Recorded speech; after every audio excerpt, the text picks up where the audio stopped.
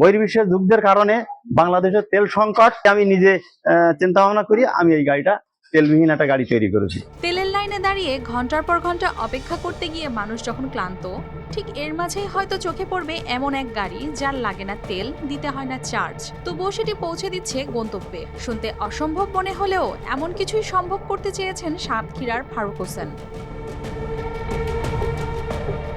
সাতক্ষীরার থানাঘাটার প্রত্যন্ত গ্রামের বাসিন্দা ফারুক হোসেন তৈরি করেছেন এক অভিনব প্রাইভেট কার, যেটি 4-এর বদলে 6 চাকায় চলে, তাও আবার কোনো ধরনের জ্বালানি তেল ছাড়াই। পুরনো একটি গাড়িকে সম্পূর্ণভাবে নতুন করে সাজিয়ে বসিয়েছেন দুটি ফ্লাই হুইল এবং একটি বিশেষ মোটর। এছাড়াও এর পেছনে রয়েছে 5টি 60 ভোল্টের ব্যাটারি, যেগুলোকে আলাদাভাবে চার্জ দিতে হয় না, বরং গাড়ি চলার সময় উৎপন্ন বিদ্যুৎ দিয়েই সেগুলো আবার চার্জ হয়ে যায়। এমনটাই দাবি করছেন উদ্ভাবক। মূলত পেছনের 2 চাকা ডিসি মোটরের মাধ্যমে ঘোরে আর সামনের চাকা রাখে ভারসাম্য। আমি এই 4 চাকার প্রাইভেটটা আমি নিজের মেধা দিয়ে আমি তৈরি করেছি। এতে আমার 60 ভোল্টের ব্যাটারি আছে এবং একটা মোটর আছে আর কিছু মেকানিক্যাল যন্ত্রপাতি আছে। এই গাড়িটা চলে, এর কোনো তেল লাগে না, এর কোনো বিদ্যুৎ লাগে না, দীর্ঘ সময় চলবে করে। তাহলে এই গাড়ি আমি সারা বাংলাদেশে আমি তৈরি করি, আমি দিয়ে দিতে পারবো সারা জায়গায়।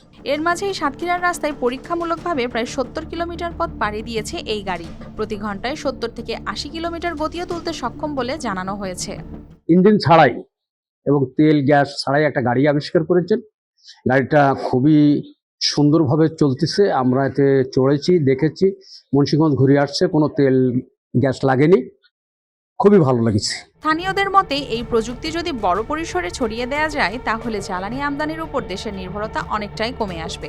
সেই সাতক্ষীরায় তিনি একটা গাড়ি তৈরি করেছেন যেটা ব্যাটারিতে চলে, তেল ছাড়া। আমরা একটা জানতে পেরে এটা দেখার জন্য এসেছি। তাহলে দেশে জ্বালানি তেলের চাহিদা অনেকটাই কমে যাবে। এই প্রযুক্তি আসলে কতটা টেকসই, এর সঠিক উত্তর মিলবে গবেষণা ও সময়ের সাথে। তবে সঠিক মূল্যায়ন আর সরকারি সহযোগিতা পেলে ফারুক হোসেনের এই জ্বালানিবিহীন গাড়ি দেশের পরিবহন খাতে নতুন দিগন্ত খুলে দিতে পারে, এমনটাই আশা সাতক্ষীরাবাসীর। News desk, RTV।